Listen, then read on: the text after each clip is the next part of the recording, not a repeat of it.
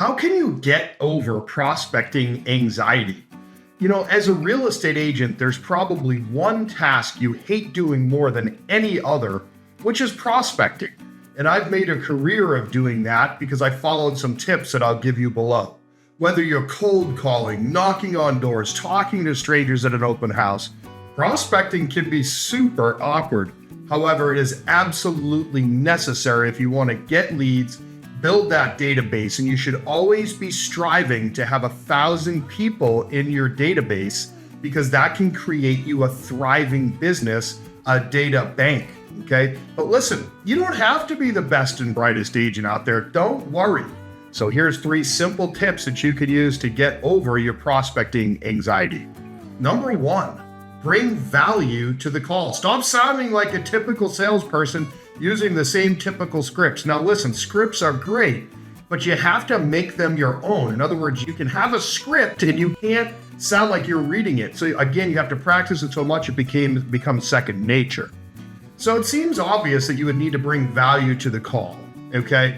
But it's worth saying that no one talks on the phone with a stranger for no reason. So get over this initial hump. To get over the initial hump, what you're going to have to do is give the person you're calling a reason to stay on the phone with you. In other words, you have to provide them value. Key point number 2, don't be someone you're not.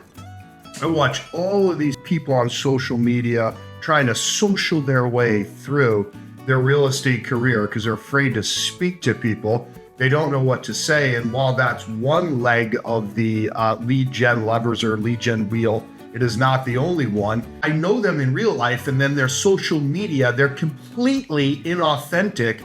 They change their voice. They say, hey guys, like this weird alter ego. And I've never understood what that is. No one wants to talk to someone who sounds salesy or weird, has these crazy filters on their face. The same way you are in real life is how you should be on the phone. Never, ever be ashamed of who you are. We can always be better, of course, but we should always know where we came from. That's how we should measure success and where we were and where we are now. Studies show that good scripts can actually increase good scripts said well, right? Which means doesn't sound like a script, can actually increase your success rate while cold calling. Number 3, and this is important, is don't be afraid of failure. Don't be scared. Get over yourself.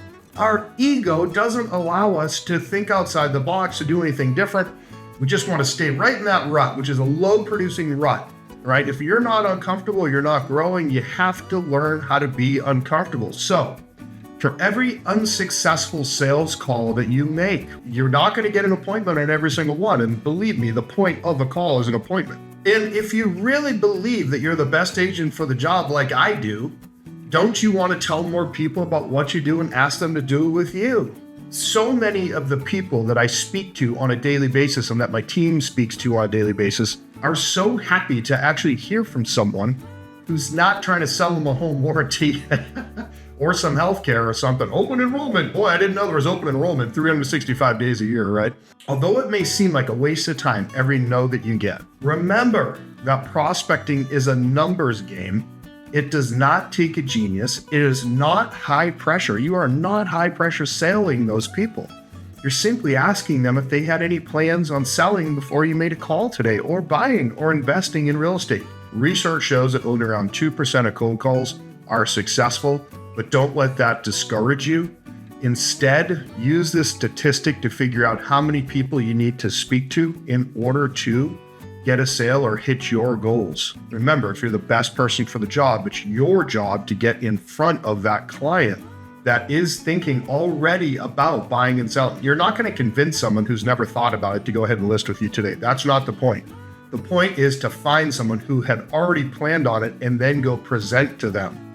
So these are the tips to start helping you prospect like a pro, but it isn't the end of your practice. You have to find someone to help you prospect. It's called role playing.